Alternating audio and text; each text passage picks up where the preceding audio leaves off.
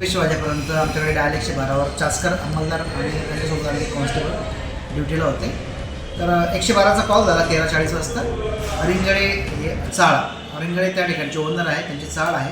त्यांच्याकडे तो भाडेकरू आहे, त्याच्या भाडेकरीने घरामध्ये त्याची पत्नी आणि मुलाचा फोन केला आहे असा कॉल झाला आम्हाला.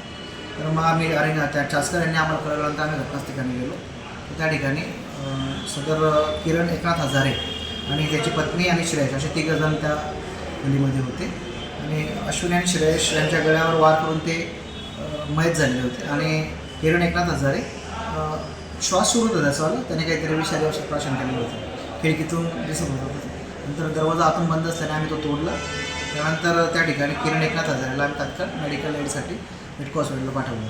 तो थोड्याशा उपचाराने तो शुद्धीर आला आणि त्याने कळवलं की त्याने कौटुंबिक कलहातून कुठल्या तरी कारणास्तव त्याने आपली पत्नी अश्विनी एकनाथ हजारे आणि मुलगा 7 वर्षाचा श्रेयश हजारे याचा लोखंडी चॉपर, कर्वत सदृश्य चॉपर आहे, त्याच्याने गळ्यावर आणि डोक्यावर वार करून त्यांना निर्गुण ठार केलेलं आहे. सर, हा खून नेमका अनैतिक संबंधातून आहे की दुसरं काही कारण आहे यामागे? नाही, सध्या तर आम्ही एक प्राथमिक तपास सुरू आहे आमचा.